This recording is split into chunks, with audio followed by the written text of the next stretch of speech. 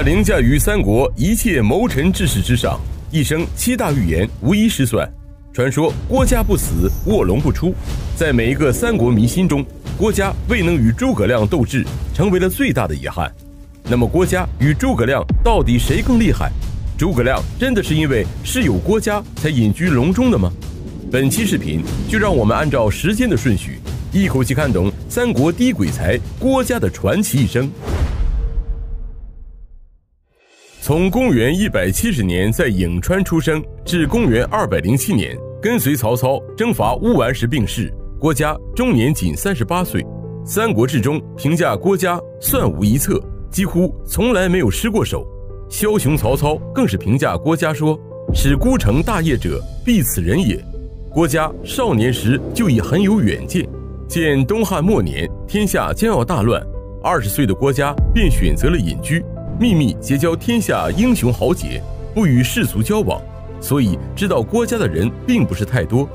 郭嘉头一个看上的是声名显赫、前途灿烂、4世3公的袁绍，但见到袁绍后，郭嘉发现袁绍只会仿效周公的礼贤下士，但却不知道使用人才的道理，思虑多端而缺乏要领，喜欢谋划而没有决断，并非能够称霸天下的雄主。于是郭嘉离开了袁绍，再次归隐，这一待就待了6年。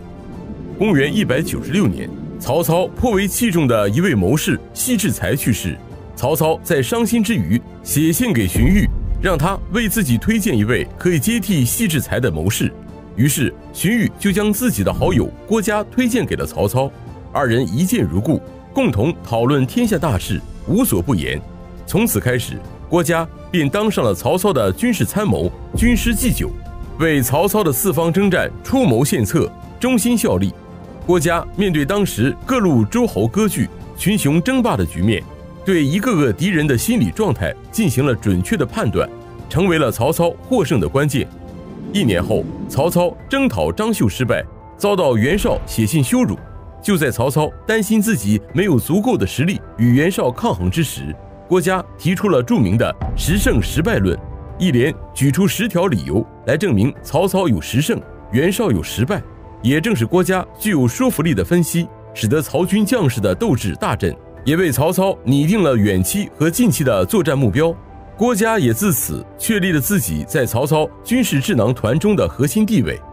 公元198年，刘备被吕布击败，因而依附于曹操。谋士程昱向曹操建议杀死刘备，以绝后患，而郭嘉则不想曹操背负杀害贤士的恶名，为了除掉一人之患而危害到四海的声望，于是建议曹操将刘备软禁，但曹操却未接纳软禁刘备的计谋，为了使刘备对自己心服口服，反而对刘备更加的亲近，这才导致了日后三国鼎立局面的形成。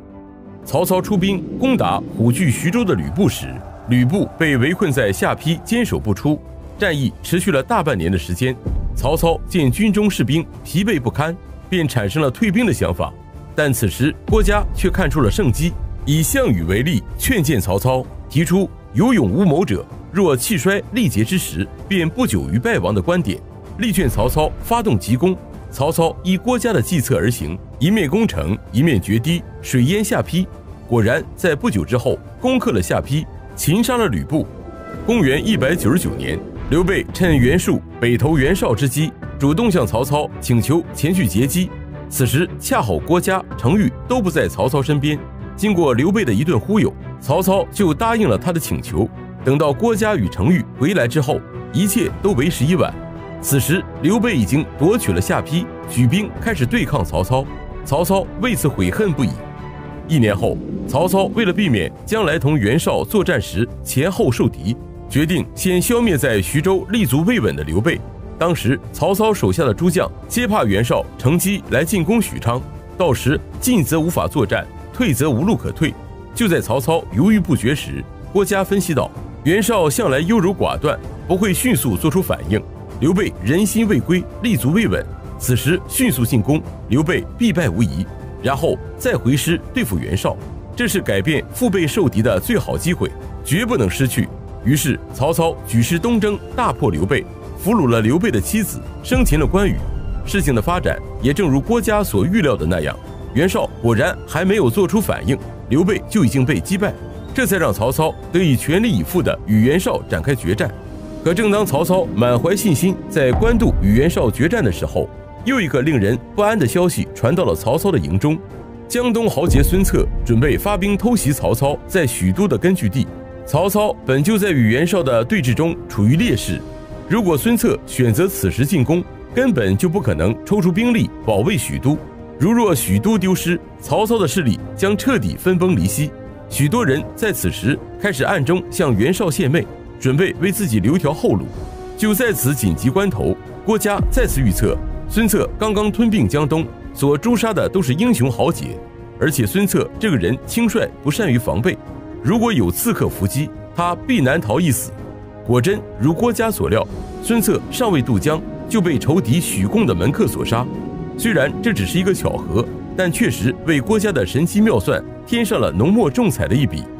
公元202年，官渡之战失败的袁绍病逝，曹操借机挥兵北上，连战连捷。可就在胜利在望的时候，先前力主北进的郭嘉却力排众议，独进其策，建议曹操在此时退兵。他预言袁氏两兄弟日后必然反目，不如先南征刘表，静待其变，然后再北上，一举天下可定。果然，曹操刚回到许昌，袁军生变的消息就已传来。曹操乘机回军北上，将袁谭、袁尚各个击破，二袁一死一逃。因为郭嘉的妙计，曹操这一战赢得既轻松又顺利。公元205年，郭嘉建议曹操多招募重用卿、冀、幽、兵四州名士，收复民心。可就在曹操即将一统河北的时候，袁尚、袁熙却逃入了乌桓。此时的刘备经过数年的休养生息，在荆州刘表的身边又积聚了相当的实力。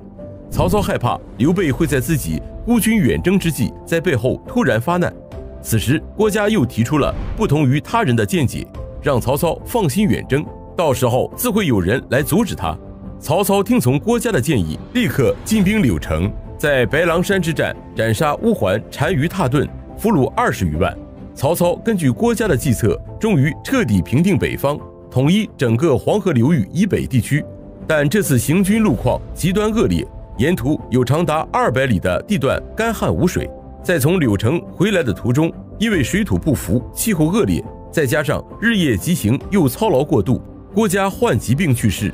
在曹操的诸多谋士当中，唯独郭嘉最了解曹操，并且两人关系最为亲密，犹如朋友一般。二人行则同车，坐则同席。在常年征战生涯中，曹操总是把郭嘉带在自己身边，每逢军国大事，郭嘉的计策从无失算。曹操更是对年轻的郭嘉寄予了无限的希望，所以郭嘉是一个军事家，一个帮助曹操打仗的人，而诸葛亮则是一个政治家。他真正的贡献是在刘备去世以后辅佐刘禅治理蜀国。二人都是当时数一数二的天才，各有所长。